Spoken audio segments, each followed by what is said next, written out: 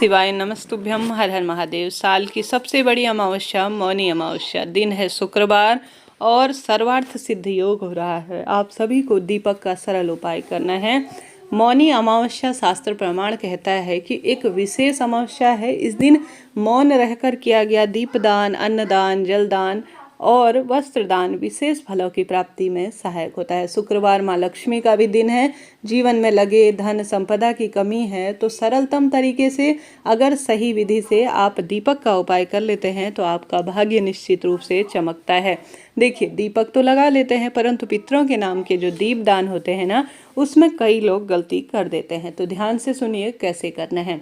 जैसा कि मैं हमेशा ही कहती हूँ कि आटे के दीपक सर्वोत्तम माने जाते हैं।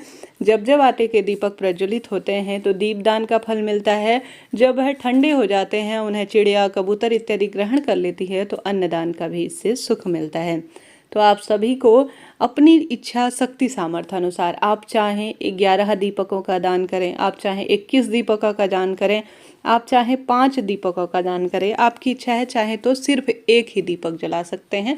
क्षमता सामर्थ्य अनुसार कोई भी दान शास्त्रों में कहा गया है। तो कोशिश करें कम से कम 5 दीपक तो आप सभी लगाएं।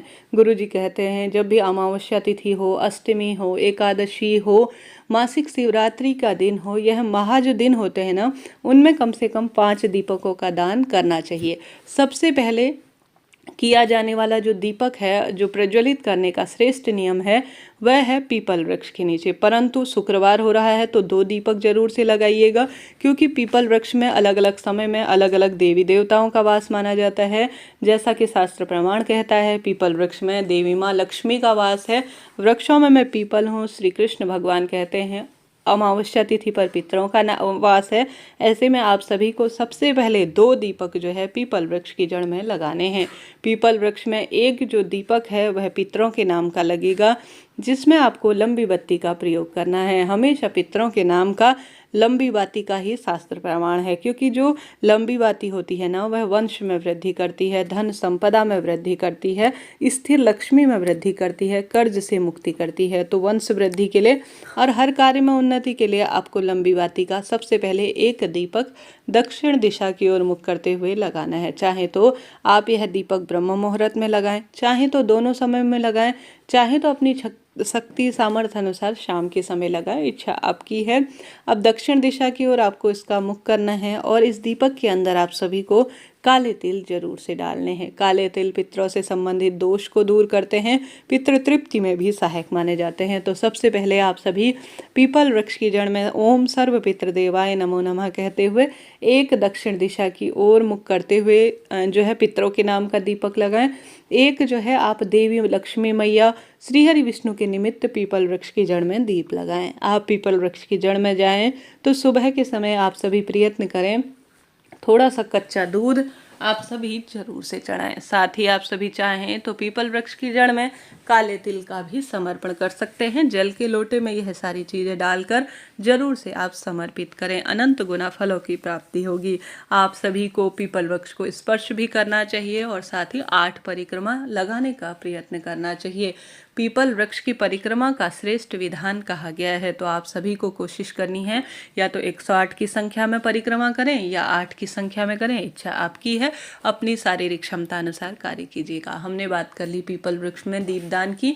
अब आप सभी को जैसा मैंने बताया, अगर पीपल वृक्ष दूर है तो इस तरह से दीपदान करें, नहीं तो आप घर के मंदिर में एक थाली में अपनी सामर्थ्य अनुसार दीपक रख लीजिए। सबसे पहले उन दीपकों से अपने पितृ देवताओं का जो है स्मरण करते हुए और भगवान जी का ध्यान करते हुए आरती उतारें घर के मंदिर में। उन पर रोली, चंदन, मोली, अक्षत छिड़के, उनके ऊपर 3 बार जल घुमाएं, क्योंकि आप महादान करने जा रहे हैं। आप जो है आसपास पीपल का पेड़ है तो वहाँ पर ले जाकर दान कर सकते हैं, या पहली वाली विधि के अनुसार जैसा मैंने बताया उस अनुसार दान करें।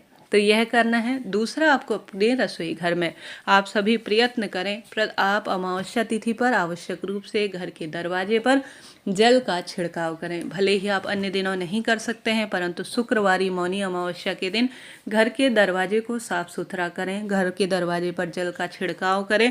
मौन रहकर यह कार्य करना श्रेष्ठ कार्यों के स्वरूप में जाना जाता है।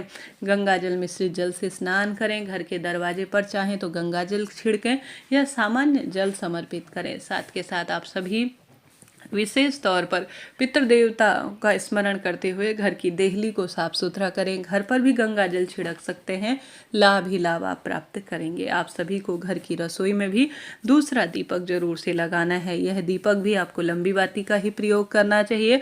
प्रयत्न करें पितरों के नाम का या तो अज्ञारी के माध्यम से आप भोग दें, या जो है आप सभी आवश्यक रूप से पितरों के नाम का जो है गौ माता को तो आप देंगे ही, वह बात तो नियमबद्ध तरीके से करनी ही है, परंतु पितरों के नाम का कुछ ना कुछ भोग इस दिन विशेष बनाए, चाहे तो खीर बनाए, आपके यहाँ जैसा रिवाज है उस अनुसार करने का प्रयत्न करें। परंतु दीपक का दान करेंगे तो अन्नदान भी थोड़ा बहुत जरूर से कीजिएगा। हमने बात कर ली रसोई में दीप दान करने की। अब आप सभी को जो है इन 2 स्थानों के साथ साथ तुलसी माँ, हर एक मृतक कार्य और दैविक कार्य में हमेशा ही तुलसी माँ पूजनीय मानी जाती है। अमावस्या तिथि पर भी आप विशेष नियमबद्ध तरीके से तुलसी माँ का पूजन कर सकते हैं। पीपल वृक्ष की जड़ में नहीं जा सकते हैं तो तुलसी माँ में भी दीपदान आपके जीवन के भाग्यों में उदित करने वाला हो सकता है। तो आप सभी विशेष तौर पर यह कार्य करें। तुलसी माँ में आप लंबी बत्ती का भी प्रयोग कर सकते हैं, गोल बत्ती का भी, क्योंकि देवी मैया के नाम की तुलसी माँ है, लक्ष्मी वृद्धि करती हैं। गोल बत्ती जो है श्री हरि विष्णु के निमित्त, क्योंकि शालिग्राम जी भी जो है तुलसी वृक्ष के नीचे पूजित होते हैं। तो अपनी क्षमता सामर्थ्य अनुसार गोल और लंबी बत्ती का कोई भी प्रयोग आप कर सकते हैं। हमने इन स्थानों पर 3 दीपक प्रज्वलित कर लिए। घर के मंदिर में तो सामान्य रूप से हम करते ही हैं। चौथा दीपक आप सभी बेलपत्र वृक्ष के नीचे, बेलपत्र वृक्ष के नीचे कहा जाता है अगर किसी मृत व्यक्ति की अर्थी निकल जाए तो उसे शिवलोक प्राप्त होता है। इतनी महत्वता है बेलपत्र वृक्ष की। तो आपको प्रयत्न करना है इस महातिथि पर आप बेलपत्र वृक्ष के नीचे दीपदान करें। हालांकि हमेशा ही अमावस्या तिथि पर गंगा स्नान करना चाहिए, जो कि इस विशेष तिथि पर करते हैं तो अनंत लाभ होता है। तो गंगा स्नान कर रहे हैं या गंगा नदी के भाव से या आसपास कोई बहता हुआ पानी मिल जाए तो वहाँ भी अगर आप दीप दान कर लेते हैं तो निश्चित ही भाग्य खुलता है।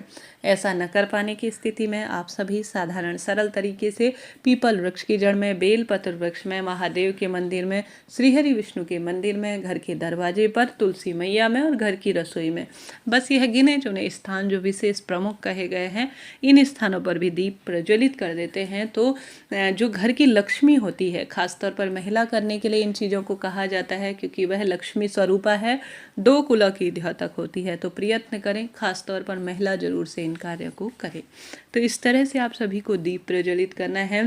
तर्पण इत्यादि करने का प्रयत्न करें। अगर घर के पुरुष जन हैं तर्पण नहीं कर पाते हैं तो ब्राह्मण जन को जरूर से घर पर आमंत्रित करें। उन्हें दक्षिणा देकर, वस्त्र देकर और दान देकर उनके पैरों को स्पर्श कर कर उन्हें पूर्ण रूप से संतुष्ट करें।